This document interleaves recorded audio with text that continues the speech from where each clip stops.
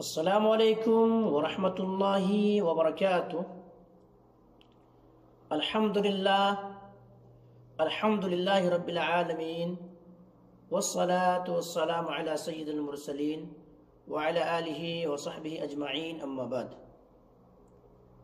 محترم ناظرین و سامعین، جیسا کہ میں آپ حضرات کے سامنے اس سے قبل بیان کر چکا ہوں نماز جنازہ کا مسنون طریقہ، آج میں آپ حضرات کے سامنے جنازے کی بات پھر تدفین کی باری آتی ہے۔ آج تدفین کا طریقہ بیان کروں گا۔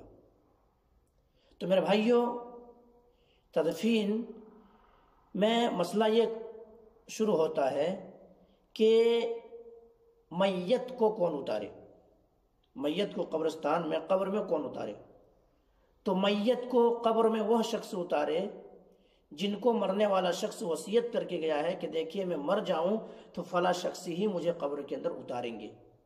تو جو وصیت کر کے مرا ہے، اگر کسی کا نام لیا ہے تو زیادہ حق رکھتا ہے کہ وہی اتارے۔ اگر ایسا نہیں ہے تو پھر ان کے اہل و عیال میں سے ان کے رشتہ دار، ان کا بیٹا، بھائی، دوست، یہ سب اتارے۔ اگر ان لوگوں کو قبر میں اتارنے کا طریقہ نہیں معلوم ہے، یا پھر ان کے اوپر اتنا بڑا مصیبت ٹوٹ پڑا ہے کہ وہ ابھی کھڑا نہیں ہو سکتا ہے، قبر میں اترنا ان کے لیے مشکل ہے، تو ایسی صورت میں دیگر لوگ بھی اتار سکتے ہیں۔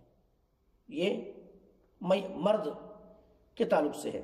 مگر اگر وفات پانے والے میت خواتین ہے، عورت ہے، تو ایسی صورت میں ان کے اہل و عیال ہی، ان کے شوہر، ان کا بیٹا، ان کے بھائی، وہی سب اتاریں گے قبر کے اندر۔ اگر ان لوگوں کو آئیڈیا نہیں ہے تو ایسی صورت میں پھر وہ شخص اتارے گا جو اس رات اپنے بیوی سے ہم بستری نہیں کیا ہو۔ اس بات کی دلیل کئی کتابوں کے اندر موجود ہے، اور وہ معروف و مشہور ہے کہ حضرت ام کلثوم رضی اللہ تعالی عنہ وفات پا گئی تو نبی کریم صلی اللہ علیہ وسلم غمگین تھے، آنکھوں سے آنسو بہہ رہے تھے، تو نبی کریم صلی اللہ علیہ وسلم نے فرمایا کہ تم میں سے آج کون وہ شخص ہے جنہوں نے اپنی بیوی سے ملاقات نہیں کی، یعنی نہیں مجامعات نہیں کی، ہم بستری نہیں کی۔ تو کہا ابو طلحہ رضی اللہ عنہ اٹھے کہ اللہ کے رسول، میں نے اپنی بیوی سے میں نہیں ملا ہوں۔ تو اللہ کے رسول نے فرمایا کہ کیا کیا جائے کہ تم ہی قبر کے اندر اترو۔ تو اس سے کیا پتہ چلا کہ اگر اس طرح سے ایک شخص موجود ہو کہ جو اپنی بیوی سے نہ ملا ہو تو وہی قبر کے اندر اترے۔ اب قبر میں میت کو کیسے اتارے؟ تو قبر میں میت کو اتارنے کا طریقہ، مسنون طریقہ یہ ہے کہ قبر کے پائتانے سے ان کو اتارا جائے۔ قبر کے پائتانے سے ان کے سر کو داخل کیا جائے اور آہستہ آہستہ کھینچ لیا جائے۔ یہ سنت طریقہ ہے، مسنون طریقہ ہے۔ اب قبر میں اتارتے وقت کون سی دعا پڑھی جائے؟ تو قبر میں اتارتے وقت مسنون طریقہ یہ ہے کہ بسم اللہ وعلی ملت رسول اللہ، یہ دعا پڑھیں۔ اب قبر میں اتر گئے انسان، میت، اب کیا کیا جائے؟ ان کو سیدھے کروٹ لٹا دیا جائے اور قبلہ رخ ان کا چہرہ کر دیا جائے، کیونکہ ایک حدیث ہے کہ مردہ اور زندہ سب کا جو ہے قبلہ خانہ کعبہ ہی ہے، اس لیے ان کا چہرہ قبلہ طرف کر دیا جائے۔ یہ چیز ہے میرے بھائی۔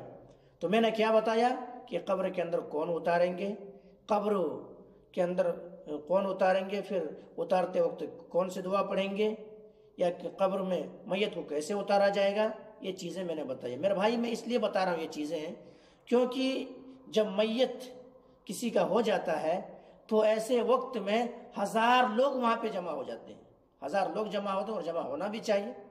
اب 1000 منہ 1000 باتیں ہوتی ہے کہ کوئی کہتا ادھر سے اتارو، کوئی کہتا ادھر سے اتارو، کوئی کہتا جدھر سے سبیدہ ادھر سے اتارو، لیکن میرے بھائی ایسا نہیں ہے، بلکہ مسنون طریقہ ہے۔ ابو داؤد کے اندر روایت موجود ہے، ابن ماجہ کے اندر روایت موجود ہے کہ پائتانے سے اتارنا چاہیے۔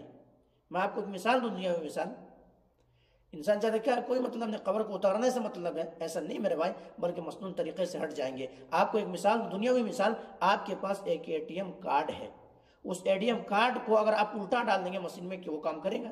نہیں کرے گا۔ یہی طریقہ سیم ہے میرے بھائی، اگر مسنون طریقے سے ہٹ جائیں گے تو کہیں ایسا نہ ہو کہ مخالفت سنت کی وجہ سے مجھے ثواب کے بجائے الٹا گناہ مل جائے اور الٹا کہیں نقصان اٹھانا پڑے۔ اس لیے میرے بھائیوں، ان چیزوں کو مجھے اور آپ کو یاد رکھنا چاہیے، اور قبر میں مسنون طریقہ ہی سے میت کو اتارنا چاہیے۔ بہرحال یہیں سے میں اپنے بات کو ختم کروں گا۔ اللہ سبحانہ و تعالیٰ سے دعا کروں گا کہ مولا کریم جو بات کہی گئی ہے سب سے پہلے تو ہم اور آپ کو تو ان باتوں کے اوپر اچھی سمجھ کی توفیق دے دے، اس کے بعد مولا کریم ہم تمام مسلمانوں کو جو تدفین کا طریقہ ہے یا میت کو قبر میں اتارنے کا طریقہ ہے تو مسنون طریقے سے یہ تمام کام کرنے کی توفیق دے دے۔ تقبل یا رب العالمین، وآخر دعوانا الحمدللہ رب العالمین، سبحان ربک رب العزة عما یصفون، والسلام على المرسلین، والحمدللہ رب العالمین۔